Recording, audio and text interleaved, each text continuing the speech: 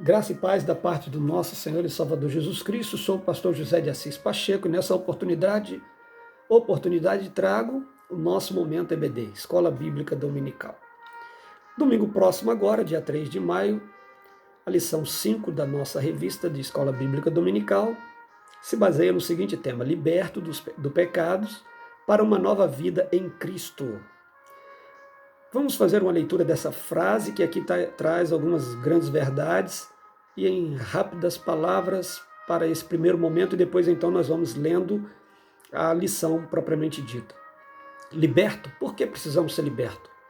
Somos escravos, por acaso, para ser libertos? Só quem busca liberdade é alguém que é escravo. Sim, você é. Eu sou. Somos escravos do pecado. O pecado nos faz escravos dele. À medida que nós não conseguimos nos separar dele. Portanto, precisamos de uma libertação. Precisamos ser libertos do pecado. O pecado faz separação do homem para com Deus. O Deus Santo não pode coabitar, comungar com um homem pecador. Um Deus puro, santo, não pode ter intimidade com um homem pecador. Por isso precisamos da libertação. Ser liberto desse pecado para aqui tem uma carga de finalidade. Finalidade para quê? Libertos do pecado para quê?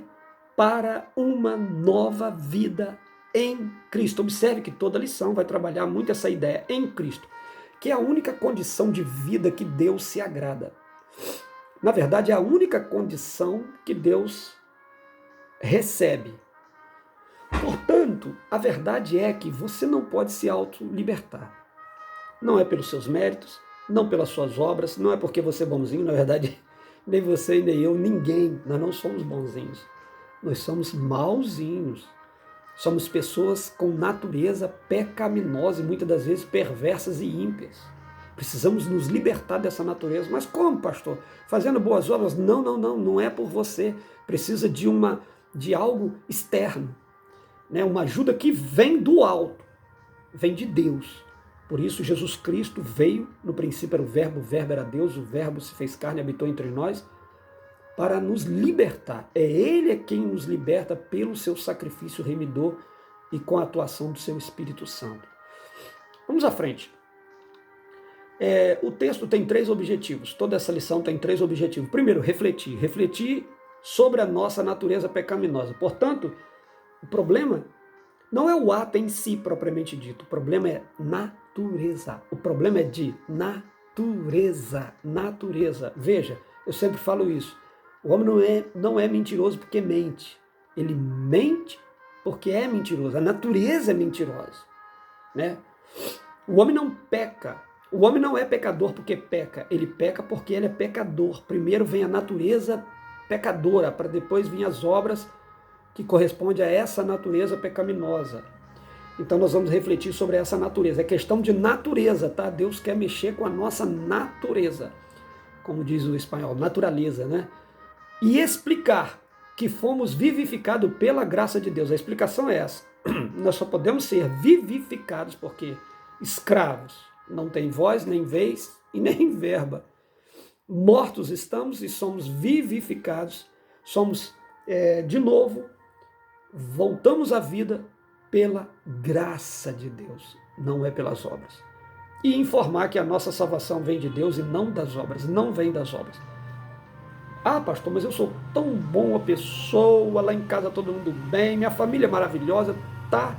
Mas isso não tem força para te salvar da condenação eterna. Entenda isso. Isso não vai ter peso nenhum na salvação. Ué, como assim, pastor? Não vai. Não vai. A sua salvação vem da graça de Deus. As suas boas obras têm que ser oriundo dessa salvação. Você não é salvo para boas obras. Você é salvo para praticar boas obras. Você não é salvo pelas obras. Você é salvo para as obras. Entendeu? Você não é salvo, nem eu, não somos salvos pelas obras. Somos salvos para praticar boas obras. E acabamos praticando porque os filhos agradam o seu pai, né, os seus pais. Então textuário vai dizer assim: mas Deus, que é riquíssimo em misericórdia, pelo seu muito amor com que nos amou, estando nós ainda mortos em nossas ofensas, nos vivificou juntamente com Cristo. Então veja, qual a sua condição? Morto. Você é um defunto espiritualmente. Éramos um defunto espiritualmente. Defunto não reage. Não tem vida, não reage. Então o textuário vai dizer: mais Deus, que é riquíssimo em misericórdia, pelo seu muito amor que nos amou. Estando nós ainda mortos no pecado, Deus foi e reagiu com o seu Espírito sobre nós e por nós, e nos vivificou juntamente com Cristo. Lembra daquela história que Deus disse para Ezequiel, no Vale dos Ossos Secos? Deus disse: pode viver esses ossos, Ezequiel, pode reviver, eles podem reviverem? Para Ezequiel era impossível. Como? Ossos secos, sem carne, sem vida, sem nada. Tu sabes, Senhor. Só o Senhor pode fazê-lo. Então profetiza, pode profetizar, que se a resposta é minha, então eu vou interagir com a sua profecia. E assim Ezequiel fez naquela visão. Aquilo foi uma visão, tá? Mas Deus tem o poder de dar vida. Verdade prática, vamos lá. Por meio da maravilhosa graça divina, a aplicação, por meio da maravilhosa graça divina, fomos libertos do pecado, perdoados e salvos da condenação, e ainda receberemos o direito de vida eterna. Olha, isso aqui é tudo. Isso aqui é tudo para a vida do cristão, para a compreensão do crente. Meu Pai, fomos libertos por meio da maravilhosa graça. Então é pela graça, e somente pela graça. Sola gratia, né? Que é um dos pilares da reforma. Por meio da maravilhosa graça divina, fomos libertos do pecado. Perdoados ao perdão. Salvos da condenação, liberto. Perdoado, a condenação está fora. E ainda recebemos o direito da vida eterna. No futuro ainda vem a vida eterna. A leitura em classe diz assim: ele vos vivificou estando vós mortos em ofensa e pecado. Paulo está falando aos Efésios, falou assim: olha, vocês estavam mortos, mortos, e ele vos vivificou em Cristo, Deus em Cristo. Olha só, versículo 2: em que noutro tempo andaste segundo o curso deste mundo, segundo o príncipe da potestade do ar, do espírito que agora opera nos filhos da desobediência. Quem andava? Você, eu, sua casa, sua vida. Nós andávamos segundo o curso, o trajeto, a trajetória que Satanás empurra toda a humanidade para a vida de impiedade, a vida em pecado, a vida em depravação, contra a vontade de Deus, aborrecendo a Deus em todo o tempo. Então nós estávamos nessa condição. Paulo está falando aos Efésios, vocês estavam assim. No outro tempo, lembra? Vocês eram esse tipo de gente que andava segundo o curso desse mundo, obedecendo lá a ordem, ou as ordens do príncipe das potestades, Lúcifer. Que agora opera nos filhos da desobediência. Está lá ainda, ele está operando no mundo. Se voltarmos para lá, nos submetemos à mesma operação. Versículo 3: entre os quais todos nós também antes andávamos nos desejos de nossa carne. Olha o que Paulo está falando. Fazendo a vontade da carne e dos pensamentos, e era por natureza filho da ira, como os outros também. Era assim o nosso estado. Esse aqui é o raio-x que Paulo tira. Então éramos bons? Em nenhum momento. Podemos nos libertar? Autolibertar? Nenhuma opção. É impossível. Nós éramos assim, andávamos segundo os desejos da nossa carne, tudo que queríamos fazer, fazíamos. Deu prazer, faça. Deu vontade, faça. Nós não nos importávamos com Deus. O mundo ímpio faz isso. Ou faz às escondidas, ou faz diante da luz do dia mesmo. Porque eles não têm o céu como referência. Não se importa com Deus, não se interessa em viver uma vida com Deus, por isso vivem segundo a vontade da carne e dos pensamentos. Éramos a questão é natureza, hein? filhos da ira, como em outros tempos também, né? Eu não sei se eu falei isso. Se não falei, volto a falar. A questão é a natureza. O homem não é pecador porque peca. Ele peca porque é pecador. Né? O homem não é mentiroso porque mente. Ele mente porque é mentiroso. É questão de natureza. É isso ali que precisa ser mudado.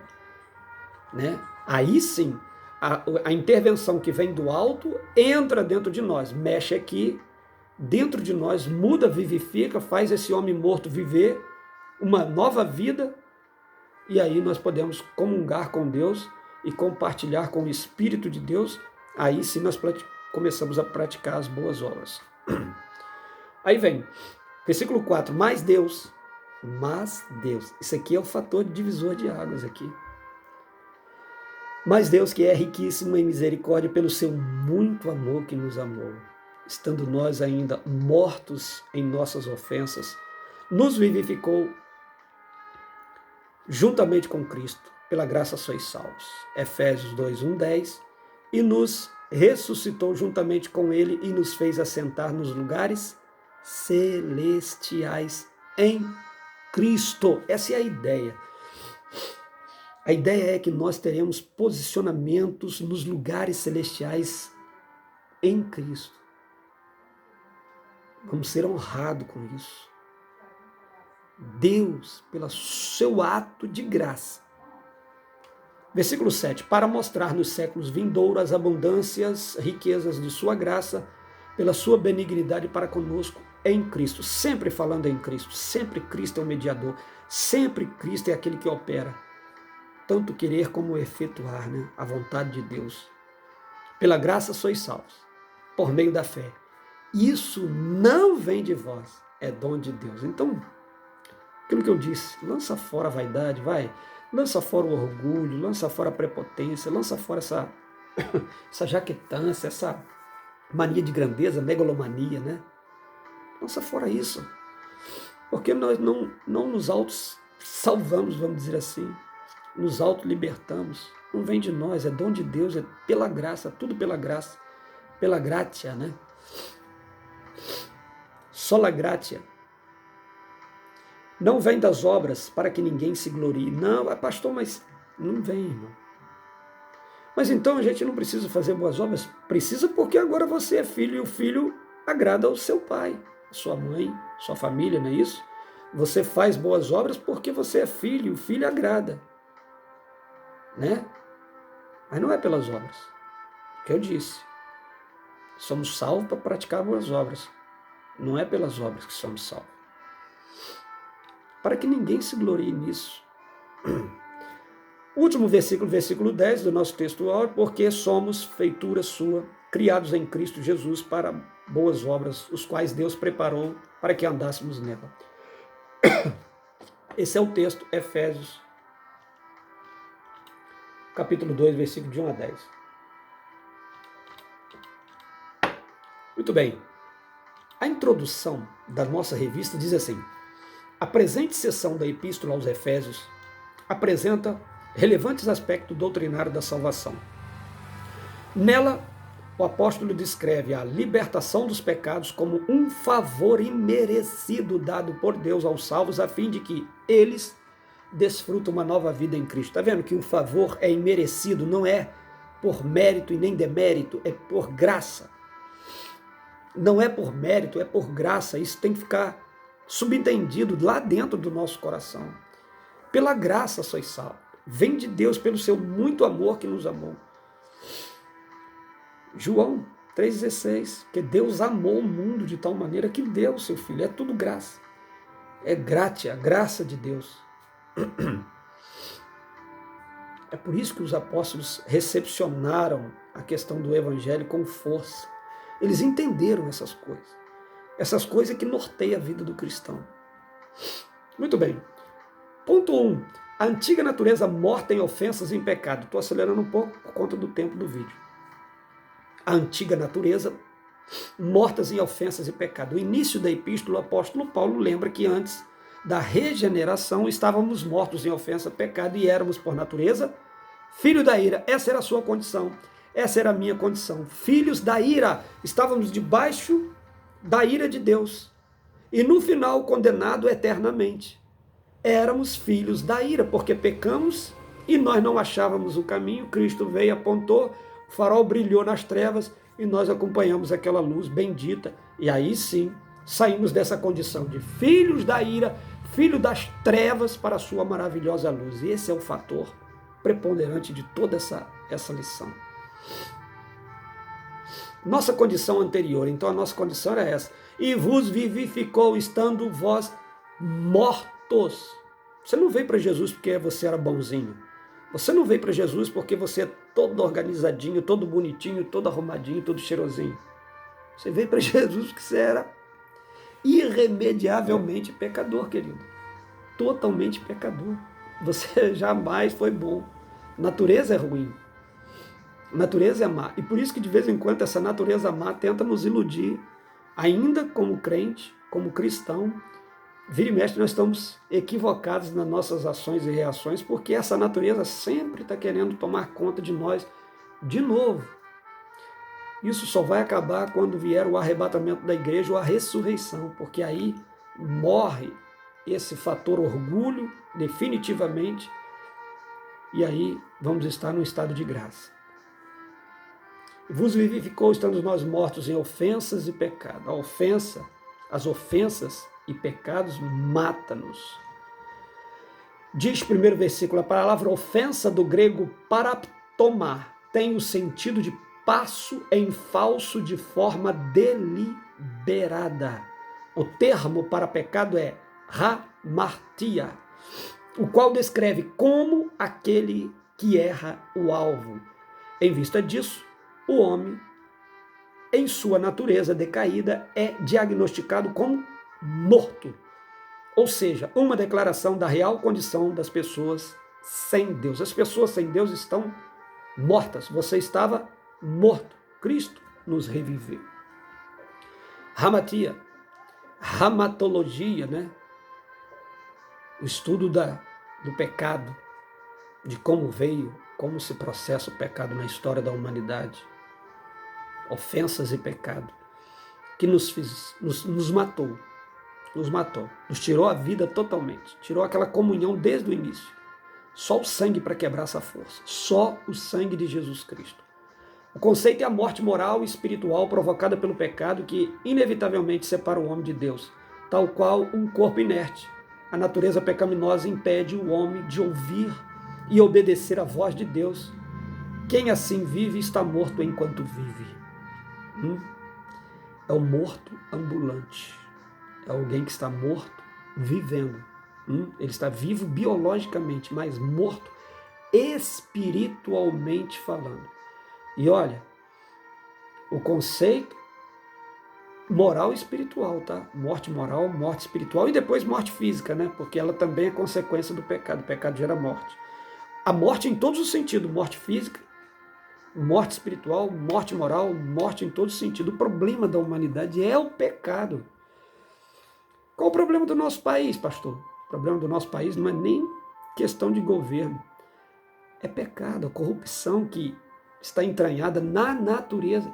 Você pensa, vou confiar, nesse eu posso confiar. Não confia, de repente ele apresenta uma outra pessoa, né? Fazendo novas coisas que você nunca, não imaginaria nunca que fulano faria isso, fez. Porque é questão de natureza, irmão. É questão de natureza. E aí o homem sem Deus, vivendo nessa condição, vive morto enquanto vive. Morto está enquanto vive. Porque o pecado lhe faz morrer. Nossas ofensas e pecado, a má conduta em que noutro tempo andaste, é descrita por Paulo por meio da metáfora do ato de andar. É metafórico, né?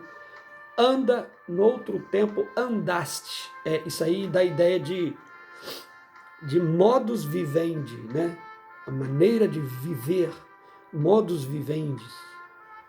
Essa metáfora no ato de andar refere-se a atitudes erradas adotadas na vida passada do salvo antes da regeneração. Agora não. Ainda que viermos a errar, mas é em consequência de tentar acertar. Mas aquela natureza está controlada. O espírito deu uma quebrada nela, mas ela de vez em quando quer voltar. né? Sempre quer. Há uma guerra. E Paulo usa a palavra sarse, né? Quando ele fala carne e o espírito. Então, essa palavra que no grego se refere a carne, sarx, quer dizer natureza. Não é o ato de praticar o adultério, não é o ato de praticar a mentira, etc. É a natureza do homem pecaminoso que faz cometer esses atos. Forte, né? Andaste, segundo o príncipe da potestade do ar, uma alusão a Satanás que exerce autoridade sobre os poderes do mal. Indica que os agentes malignos têm a capacidade de influenciar os homens desobedientes e incrédulos. É isso mesmo. Espíritos malignos que têm a capacidade de influenciar, como Jesus disse, o mundo jaz no maligno, né? Esse sistema pecaminoso, esses homens, né? A cobiça, a avareza, toda sorte de modalidades de pecado, né? Aí é a natureza que se reproduz, a natureza má que se reproduz nessas modalidades das mais variadas. Mas o pecado é um só. É o homem errar o alvo. Quando erra o alvo, ele começa a praticar, tendo essa natureza má, começa a praticar essas coisas, né? Aí vem. Mais adiante na carta de Paulo, alerta que nossa luta é contra tais seres do mal. Lembra que a nossa luta não é contra a carne ou sangue, mas contra potestades e principados? Se a nossa luta não é contra a carne, então as nossas armas também não são contra a carne. São armas espirituais para derrocada das fortalezas do mundo espiritual das trevas. Mas só pela graça. Contudo, não é necessário temer, pois Deus exaltou Cristo acima de todos eles. Portanto, Cristo ridicularizou o mundo das trevas. Por isso que eles temem quando você invoca Cristo, o sangue de Jesus, o poder do nome de Jesus abala o inferno. Vamos à frente, para a gente falar um pouco mais dos outros tópicos. Vivendo pela graça. E assim a gente vai alcançando a misericórdia de Deus. Deus, quando constata que nós estamos debaixo da ira, né? A nossa situação era essa, estar debaixo da ira.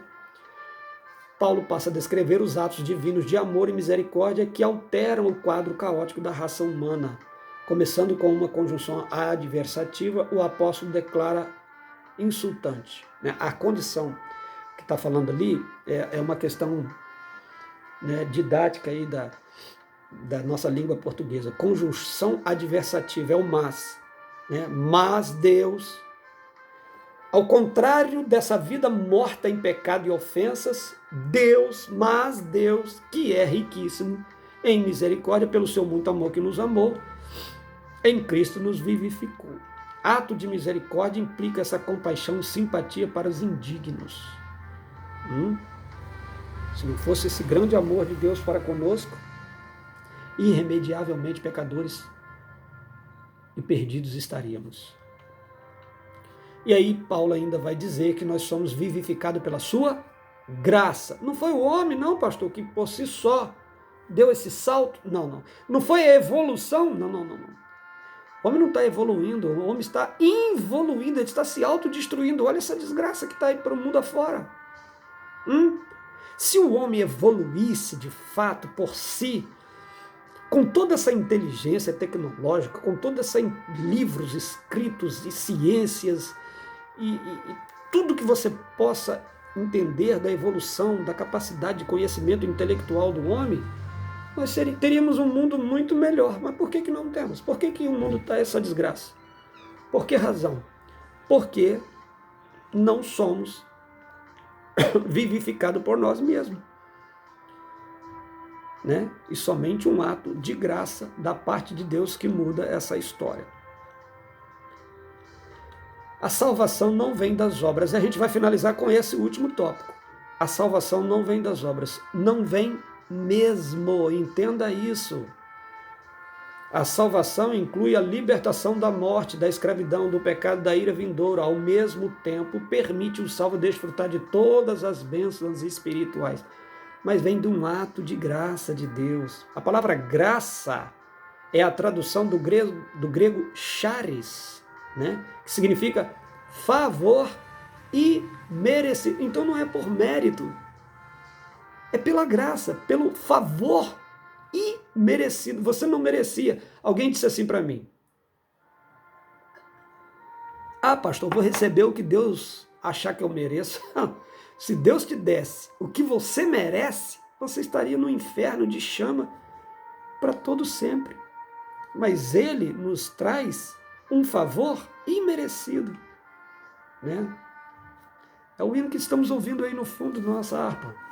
A graça de Deus revelada por Cristo Jesus, o Senhor. Nós cantamos isso. Nós cantamos essas verdades, precisamos compreender essas verdades. Enfim, vamos finalizando. A fé deve ser considerada como aceitação da obra realizada por Cristo em nosso favor, amado e amados. Ai, são tantos versículos que nós poderíamos citar aqui, mas vamos à conclusão, porque o vídeo está grande. Antes da regeneração, éramos filhos da ira, e condenados à perdição eterna. Por ato do amor divino, por meio de sua maravilhosa graça, nos tornamos filhos por adoção. Essa gloriosa salvação nos foi concedida independente das nossas obras. Tem nada a ver uma coisa com a outra. A partir da salvação, passamos a praticar boas obras que glorificam o nosso Deus. Aí sim. A partir da salvação se pratica boas obras. Mas as boas obras, ela não tem peso de salvação. Muito bem. São tantas coisas que poderíamos falar, né? Sobre esse assunto, que é um assunto vasto, mas vou terminar por aqui. Que Deus te abençoe rica e abundantemente, que possamos reconhecer que somos pecadores, não podemos nos autossalvar, nossas obras boas, por melhores que sejam, não conseguem nos dar essa condição de ser liberto e salvo só pelo sangue de Jesus derramado na cruz do Calvário. Que Deus os abençoe. Em nome de Jesus Cristo, seu Filho amado. E reflitamos nisso aqui, ó, né, no texto, no tema da nossa lição, ó. Libertos do pecado para uma nova vida em Cristo Jesus. Deus te abençoe. Até lá. Somos uma nova vida em Cristo. Pela graça sois salvos. Deus te abençoe.